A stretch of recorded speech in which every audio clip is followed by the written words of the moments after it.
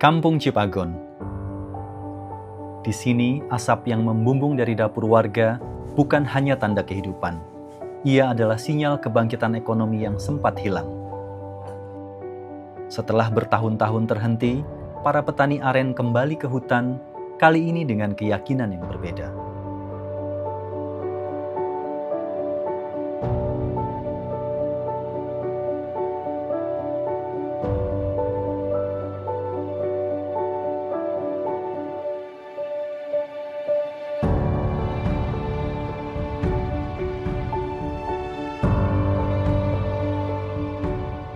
Ya, dari awal dulu saya nanamin kapol, pohon pisang.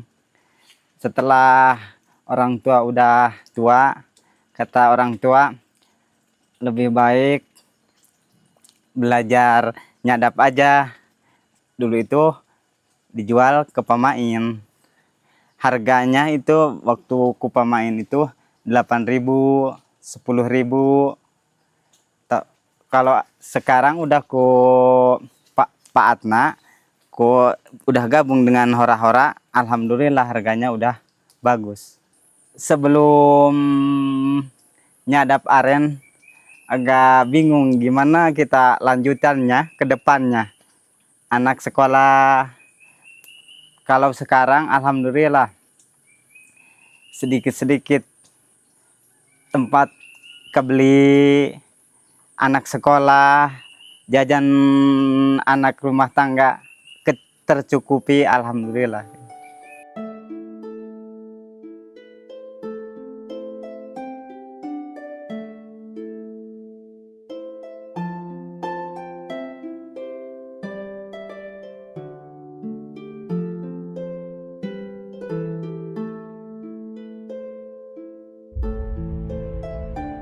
Setiap fajar dan senja, para petani pergi ke hutan untuk menderes nira yang dihasilkan oleh bunga jantan. Proses panjang pun lalu dimulai di dapur pengolahan dekat hutan.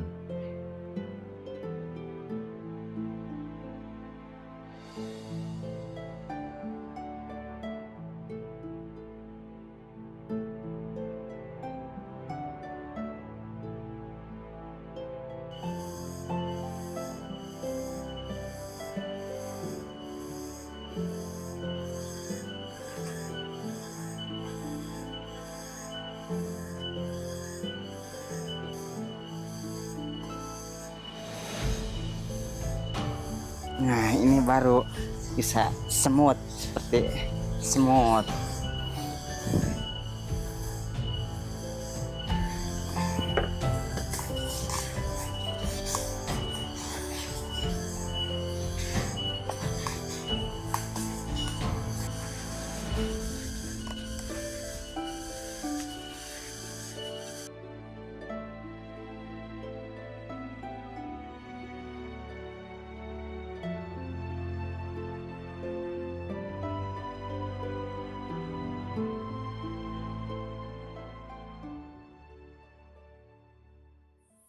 Kami nyadap aren itu sejak dari nini moyang, sampai sekarang nggak pecat-pecat itu nyadapnya.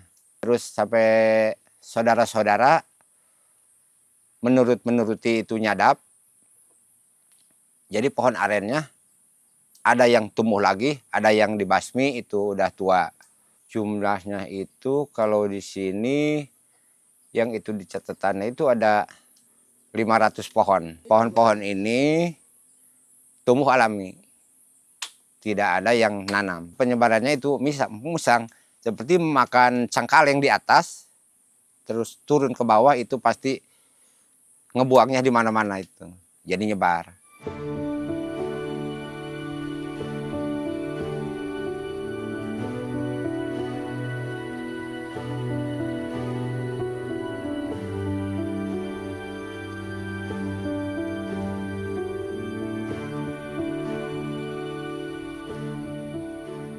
Mereka juga masih melakukan tradisi bernama meninggur.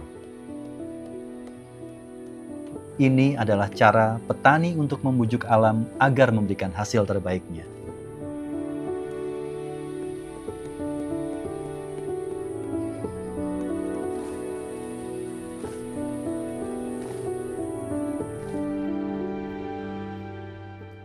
Namun, tradisi saja tidak cukup. Atna, seorang pemuda setempat, menyadari hal itu. Di tangannya, teknologi digital menjadi alat baru. Ia menghubungkan desa yang terisolasi ini ke pasar yang jauh melampaui batas hutan.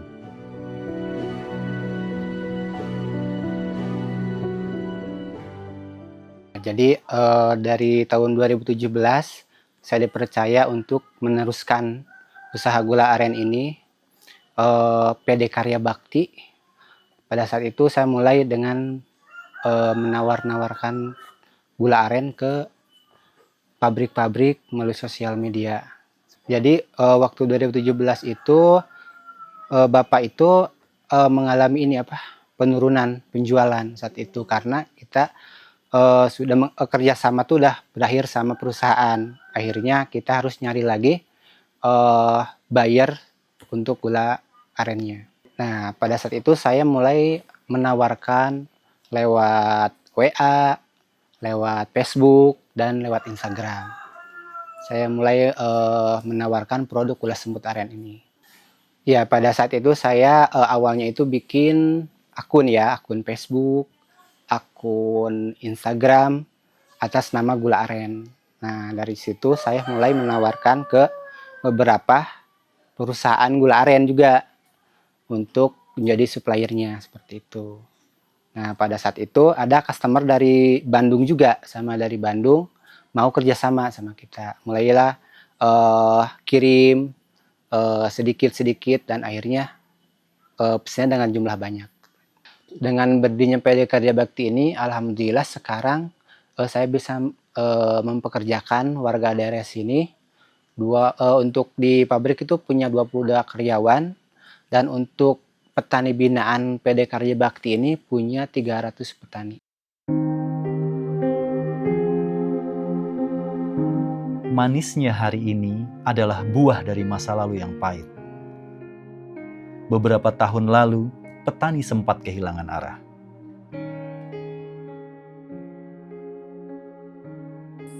Ya, kami itu untuk mendirikan gula semut ya, tim awal sampai 6 tahun ya, ngejual ke pasar Sukabumi itu umuran 6 tahun jatuh. Terus dianggapnya itu bangkrut perusahaannya. Terus petani itu kembali ke gula Citak lagi. Itu saya kerja dipikulku saya ke warung-warung terdekat itu.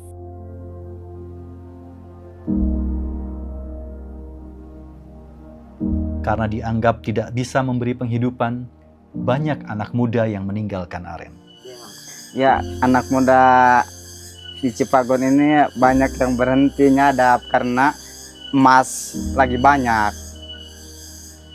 Dia nggak nyadap karena penghasilannya kecil katanya.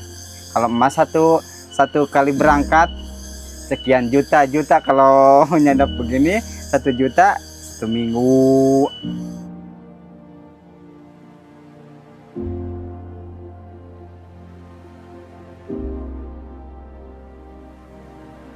Atna membawa harapan lebih tinggi lagi. Ia menghubungkan para petani di Cipagon dengan mahora-hora melalui teknologi digital. Dan kemudian segalanya berubah.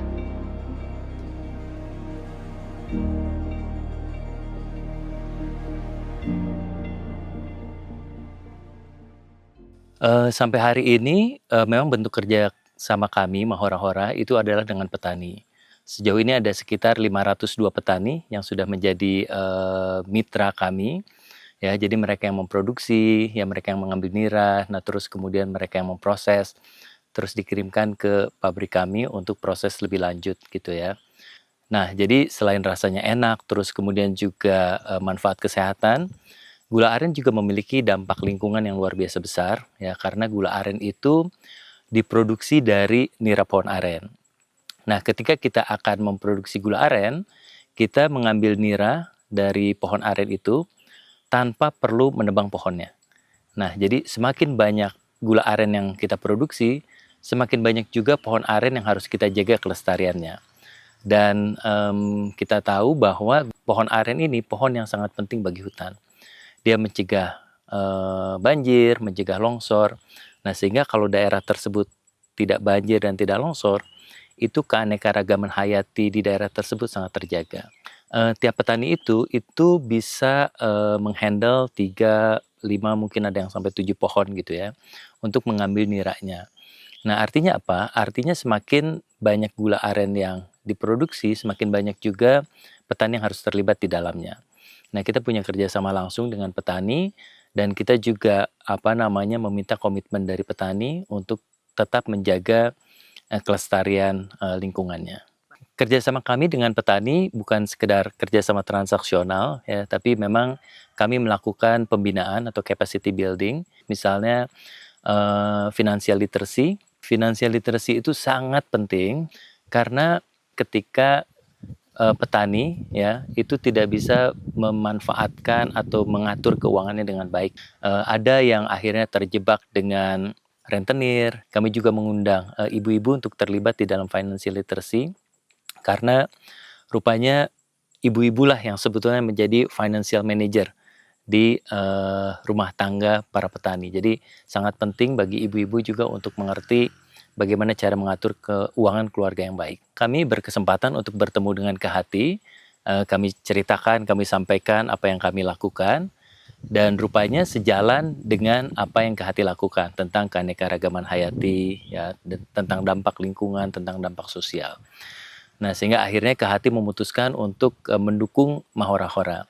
Dan dukungannya itu sangat luar biasa, ya banyak hal yang sudah kami lakukan bersama dengan Kehati, ya salah satunya adalah forestry growth, ya penanaman pohon dengan pendekatan agroforestry. Terus kemudian juga kami membangun communal kitchen, ya jadi dapur bersama, di mana para petani bisa mengolah bahan baku gula aren menjadi gula aren sesuai dengan standar yang sudah kita miliki.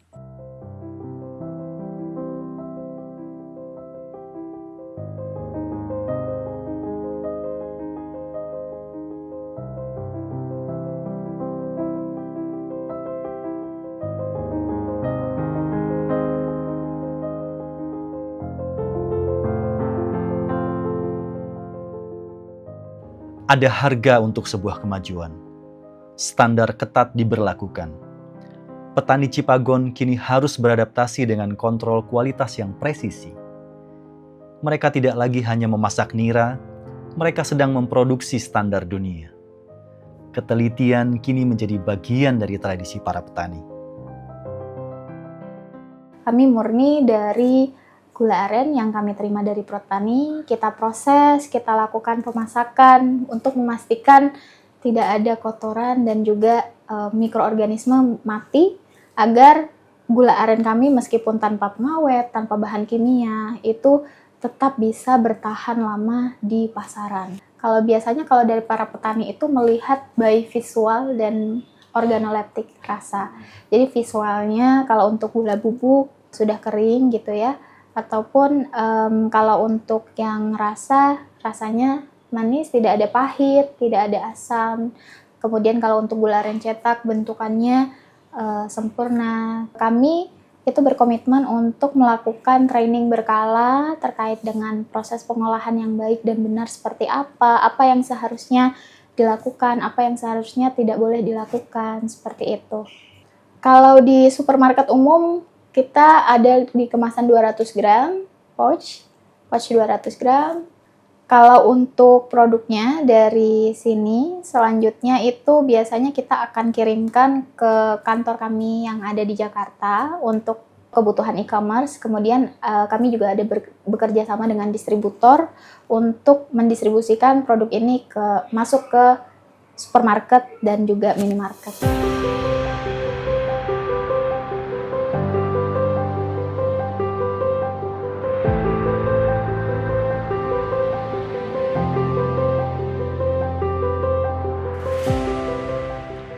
Aren adalah cerita tentang ketahanan. Di Cipagon, masa depan tidak lagi ditunggu tapi dijemput. Antara kearifan masa lalu dan visi masa depan, manisnya nira kembali menghidupi tanah ini. Sekali lagi.